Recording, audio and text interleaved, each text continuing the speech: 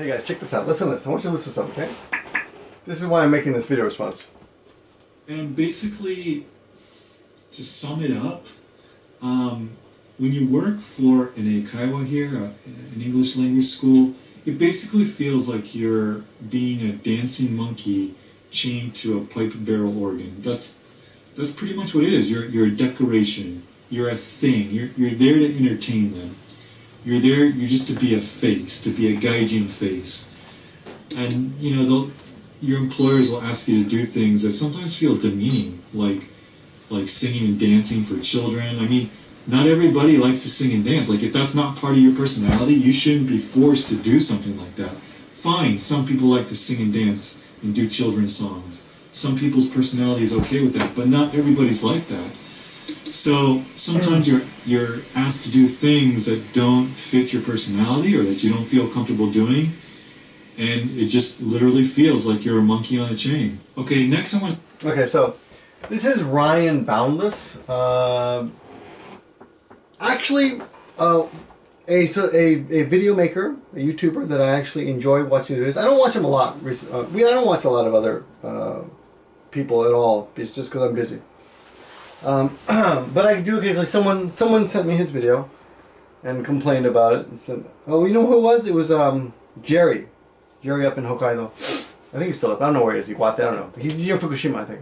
I hope you don't mind, Jerry. I'm telling you, he was drunk though. He was like, 'Hey, I'm trash, man, but you got to respond to this video.'" So the name of the video is Dreamcrusher Teaching English in Japan Sucks. Okay, and I made a few notes about this, so I'm gonna blow these up so I can easily refer to these as I'm talking to you guys. Okay, so he's got, the video is broken up into two parts, the business aspect and the teaching aspect. So I think 3 parts, I don't remember the third part. I'm at 11:30, the first 11 minutes and 30 seconds, I'm gonna talk about that part, okay?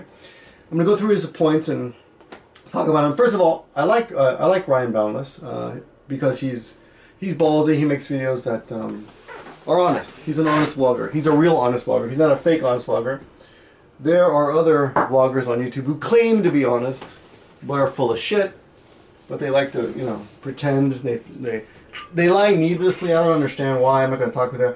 But I don't know why they even bother lying. I mean, just don't say anything. They just. I'm not drinking this for show. I'm getting over a cold, and I heard this is really good medicine. Jesse turned me on to the huge bottles that they sell. Okay. So, we're going to talk about this. Number one, his first complaint. So, I'm sorry. Let me back up. The most important thing about this video is this. The very beginning, okay? This is the most important one. You got this guy, he's got some weird name like Nebula or something. Hey Ryan, my name is Nebula. I just finished watching your video, The Double-Edged Sword of Working in Japan. And since I'm going to become an ALT in the next couple of years, my question to you is, what are the top 5 things you dislike the most about teaching English in Japan? Thank you. Okay, so the point there is he made a video because someone asked him the 5 worst things about teaching English in Japan. So it's not like they asked him what are the best things. They asked him worst things. So Nebulous, I'm sorry for that comment. That was silly. You know, I'm trying to be antagonistic about this whole video. It's actually a little difficult for me. Ryan actually invited me to respond to this video. He's like, go for it, man. I don't care what you say. You know, it's cool. Say whatever you want. But I have to admit that, first of all, people who are attacking him on this video, you can't really attack him. They asked him, you guys asked him what are the worst things about teaching. So I'm going to talk about it. The first thing he said was, you have to look a certain way. Look like a foreigner, but you cannot be an individual. But well, forget. These are my notes for me. There are notes in there. The only I understand. You cannot be an individual. Okay. Yes, it's true. But so what? That's like every job in the world. You want to be a lawyer? You don't go in there wearing dreadlocks. You want to be a teacher in America? Well, actually, if you're from Jamaica and you have dreadlocks, probably okay. I bet you if you're a white guy and you have dreadlocks, you'd have a little trouble. They'd be thinking. If you have tattoos all over your body, it's probably harder. I'm sorry, but people are prejudiced. People judge with looks. First impressions count. You know, you take a shower, you get a haircut, you know, you put on some nice clothes. Of course, what do you expect? So that accusation, you know, It's not like he's going to be sitting in a toll booth collecting coins, you know? You're going to be dealing with people. You want to make a good impression. You want people to feel comfortable. People in Japan do not feel comfortable if you have tattoos. So this is actually good advice, because these are the things that they want that he complains. You have to cut your hair. Oh my God, cut your hair. You have to wear a suit. Yeah, sometimes. I think that's silly, because I think actually wearing the suit and tie makes some students uncomfortable. But it depends who you're teaching. You can't have piercings. I'm sure that disappoints you guys with nipple piercings. Chikubi! Be clean cut. Yeah, what's wrong with that? Not a lot of room for individuality. This is what I learned a long time ago. Individuality is not on the outside. All you guys who think you're being individual with your tattoos and nose piercings and shit, you know, you might be really individual. Like Scott from Unrested. A lovely fella, lovely guy, great guy, and an individual, and looks like an individual. But you don't have to look that way to be an individual. Your individuality doesn't have to be defined by your outside. You can be completely unique on the inside. You know what the weirdest thing is? Someone who's bizarre but looks completely normal. That's more impressive to me, you know? Be an individual, but you don't have to prove it. Who do you have to prove it for? If you want to look that way because you want to, fine. But at the same time, you should be aware of what jobs are going to be open to you, right? You want to join the police force looking like a thug?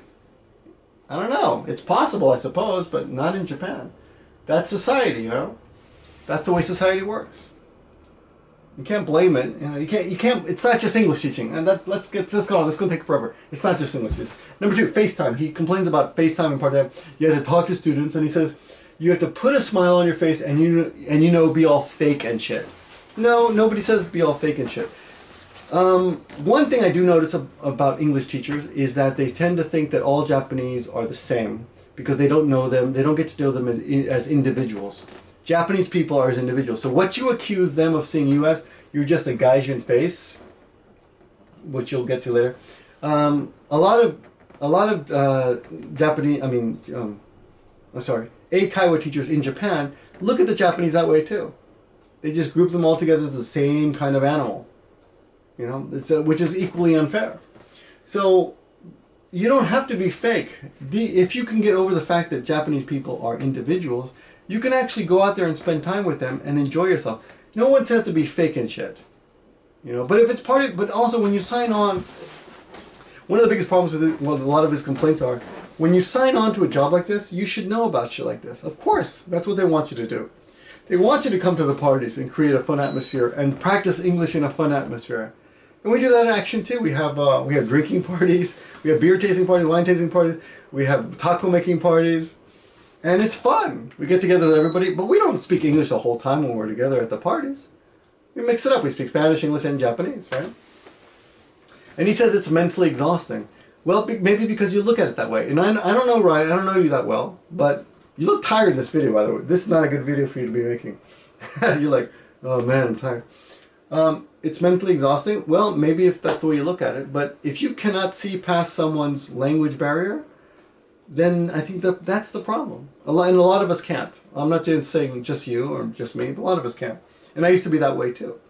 But as my Japanese improved, I could get into conversations and learn more about them. And actually, it became a challenge to me to kind of, because I'm a positive person. I think everyone has something interesting and unique, but you got to find it.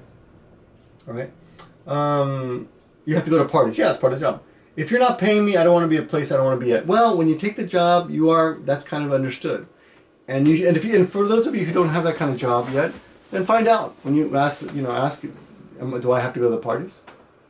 If there are parties, if they have parties, then you're probably going to have to go. A better question would be, do you often have parties? And you will learn then that you probably have to go. And he says, work is work and private is private. Yes, but not in Japan. In Japan, mixing work and private is common, right? Often at a wedding, half the people are people you don't even want to be there because they're people you work with. You have to invite the boss, you have to invite the vice president and all that crap. That's just the way it works. Sorry. And number 3 complaint was backstabbing liars. A high-end school, yeah. So he worked at a high-end school, and one of the students that complained was very nice to him personally face-to-face, but complained to the staff about him later, behind his back. Well, that's why it's a high-end school. At a high-end school, number one, that's why they pay all that money. They don't want to deal with you, okay? They don't have to deal with you. That's why they pay all that money. They pay the staff to take care of you. If they don't like something, they talk to the staff, and that's typical here. I will admit though that it's annoying sometimes. There have many situations where, but the thing is, there have been situations where the students will tell the staff something and not tell me because they don't see me as a decider in that company, or they want to respect the staff's position, which is to deal with stuff like that, right? So that's often how it's done. We've had problems, on the other hand, with teachers will rearrange schedules with students and not tell us. We're like, what the hell? You know, we didn't know you were doing that. You got to tell us. You can't just do things by yourself. You know, I won't be able to make it next Tuesday, so I told the students I can come Wednesday. Is that all right? After the fact, you know, no, well, okay, but you know, you should have told us beforehand, right? Yeah, so part of it is respecting the staff. I've had really good friends. In fact, Tomoko, who you guys know, she's my student, and she's also a friend. But often she will tell the staff stuff that she won't tell me. And not big stuff like, oh, I'm going to be absent, you know.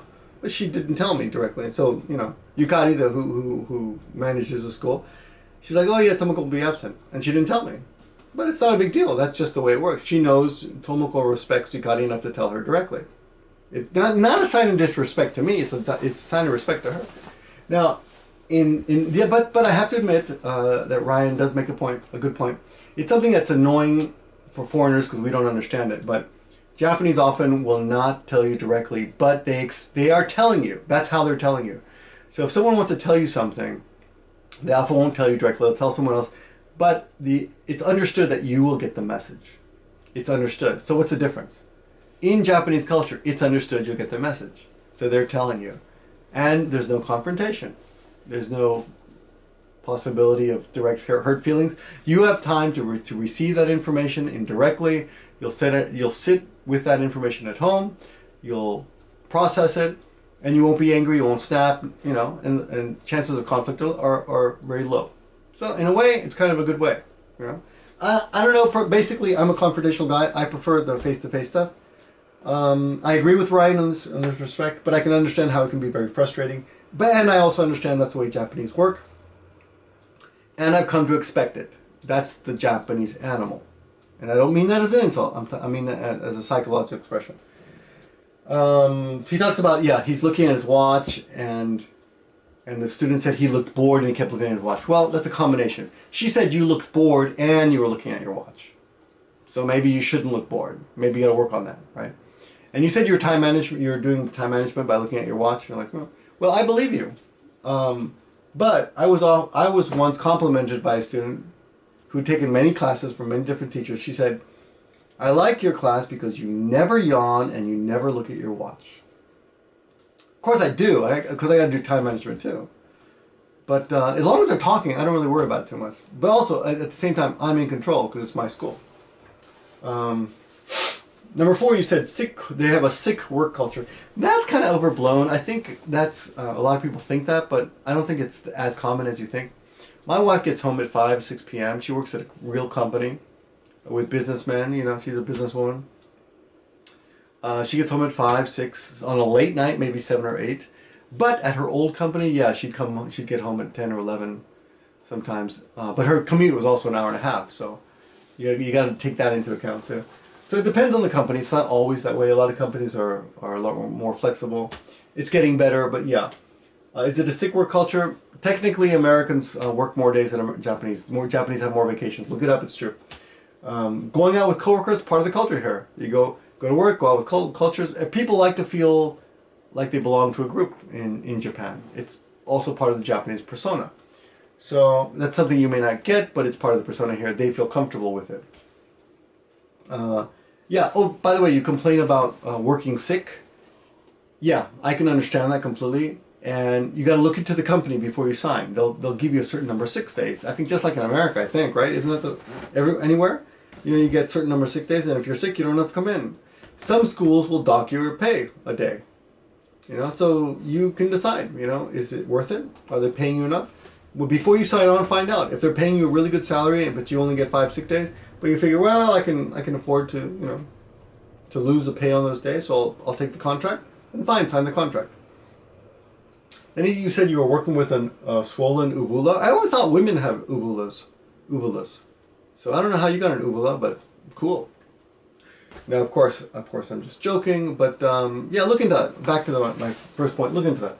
Your next complaint is, he said that kind of mentality is hard to swallow. So now we know that he doesn't swallow.